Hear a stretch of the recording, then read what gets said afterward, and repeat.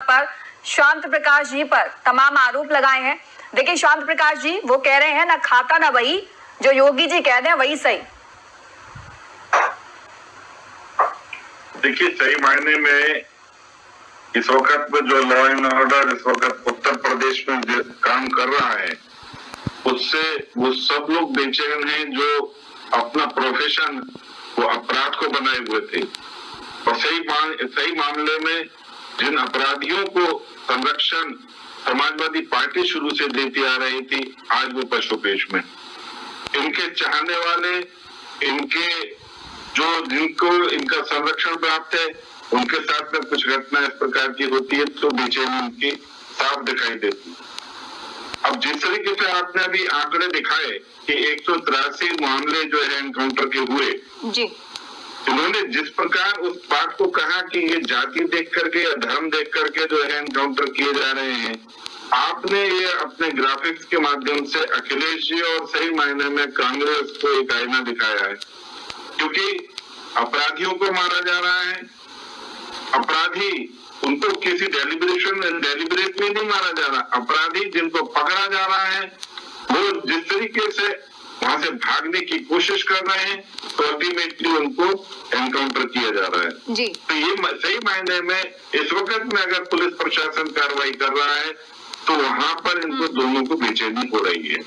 अरे आपको अगर वाकई इस चीज की चिंता है जी, तो आपको सभी एनकाउंटरों पर बात करनी चाहिए।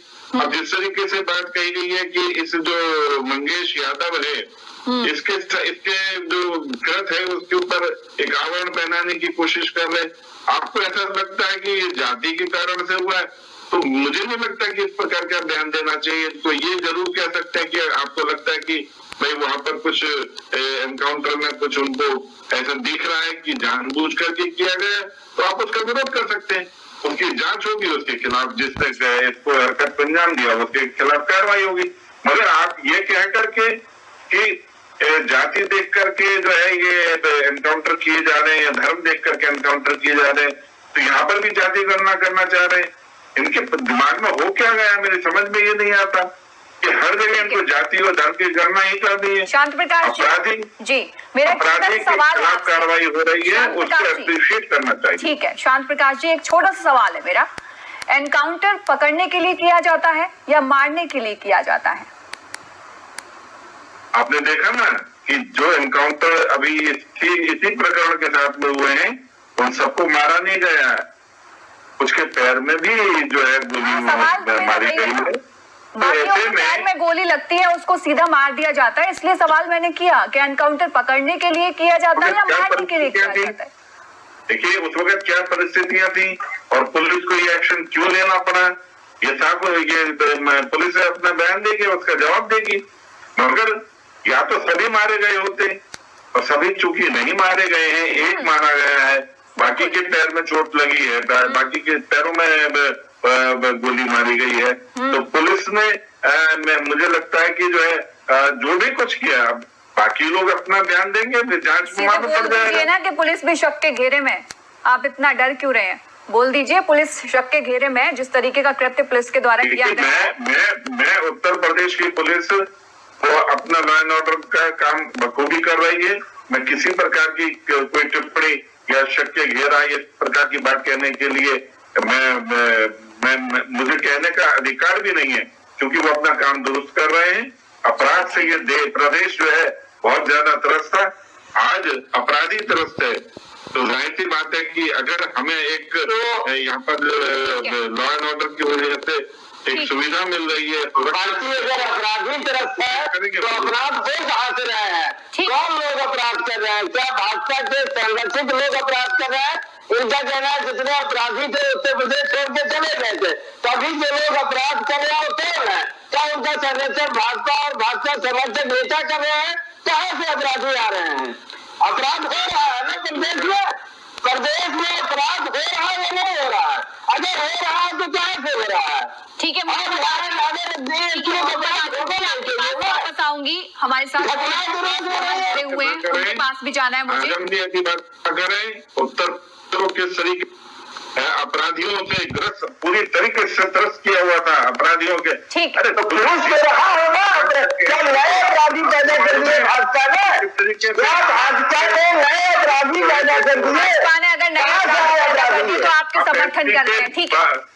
वर्दी उसके पैर काट लेते हैं, आप ही उसके जो है ना मौत पर जो है ना आंसू बहा रहे थे, जिसने एसपी के पैर पे काट लिए और हाथ काट लिए वर्दी है। आप ऐसे अपराधियों को संरक्षण देने वाली पार्टी है।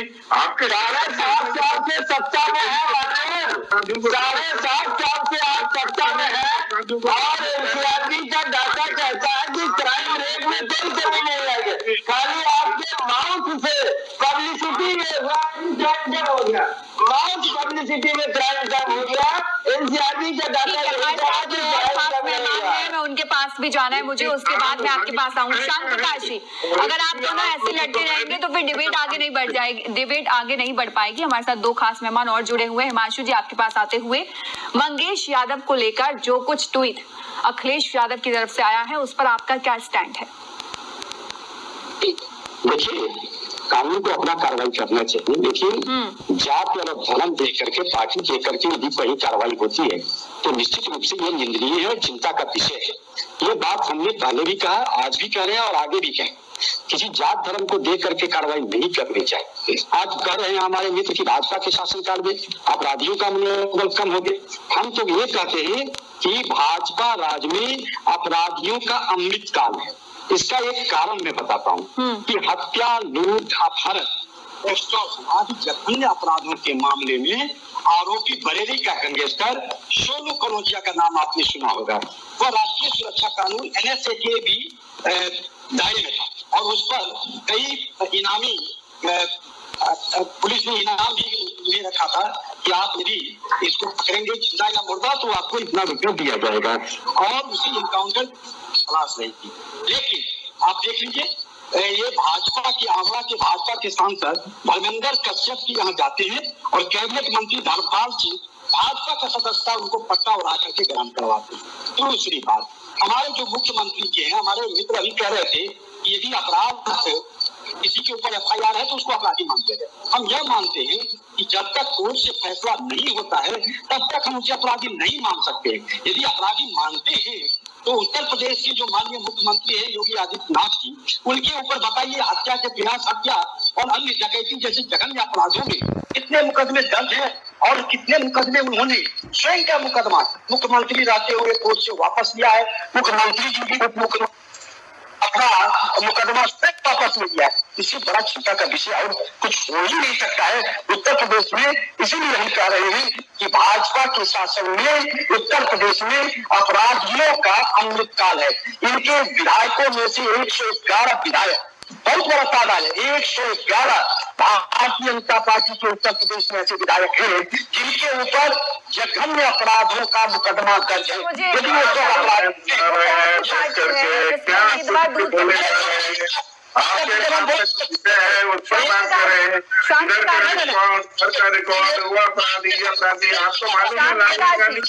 शांत प्रकाश जी आपके पास वापस आओ। प्रियंका गांधी भी जेल पर है, शांत प्रकाश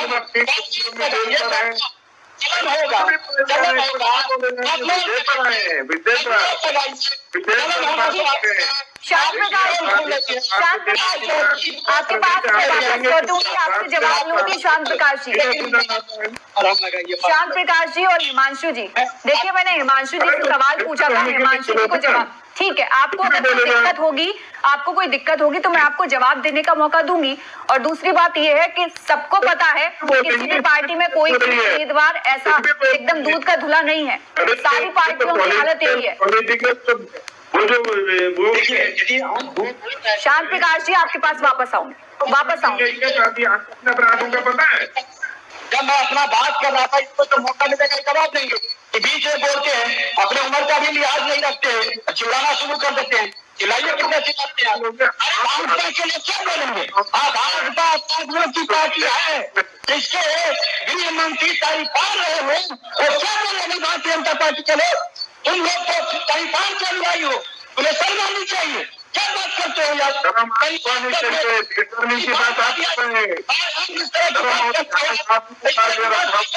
अपराधियों की पार्टी भारतीय जनता पार्टी है, ये मैं दावे के साथ कहता हूँ। आप हमारे सर को काट दीजिए। 111 विधायक इसके ऊपर जगह अपराध है, इसके मुख्यमंत्री अपराधी है। हमारे साथ कुमार अमिताभ से ही कोई अपराधी होता है तो योगी आदित्यनाथ जी अपराधी है, तो कोर्ट की क्या जरूरत है?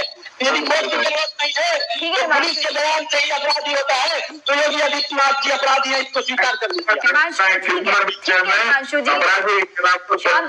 हिमांशु जी, दोनों की बात मैंने सुन ली है, और अगर एक एक करके आप अपनी बात कहेंगे तो ज्यादा अच्छा लगेगा ना, और ज्यादा अच्छे से लोगों को समझ में आएगा।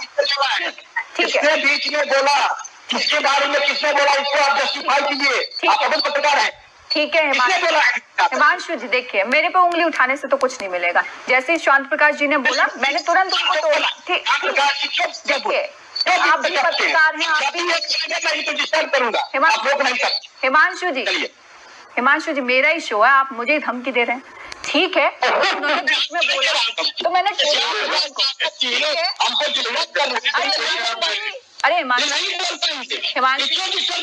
अरे जब डिस्टर्ब किए तो हमने बोल दिया। हिमांशु जी आपसे जाति पूछेंगे, कौन जाति की हो? शांत प्रकाश जी ठीक है, जाति पूछेंगे। प्रकाश जी ठीक है, हम आपको पूछेंगे कि हम अमित शाह आपके कौन है, जो परिवार है वो आपके कौन है? ठीक है बताइए ना, मोदी जी कौन है? कुमार अमिताभ भी हमारे साथ पूछेंगे, इसके अलावा कुछ नहीं।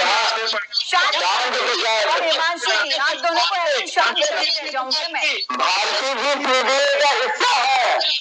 शांत प्रकाश जी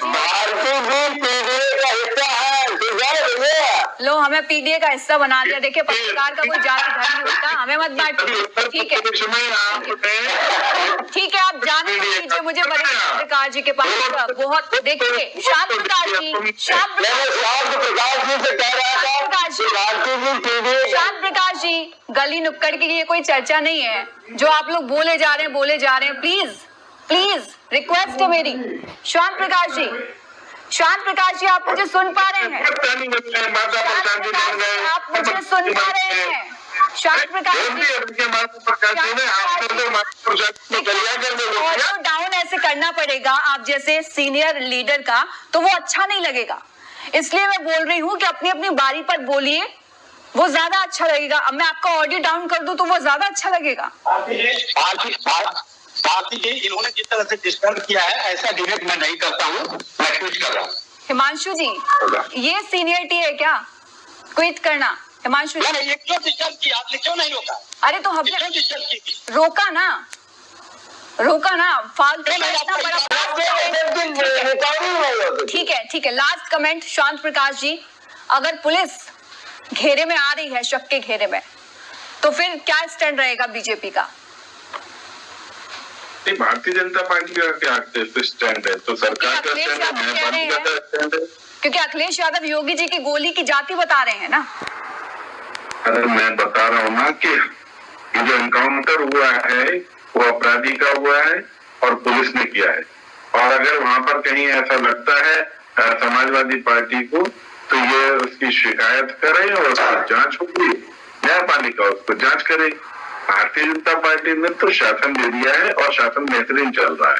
मोदी योगी जी के राज में इस वक्त उत्तर प्रदेश में बिल्कुल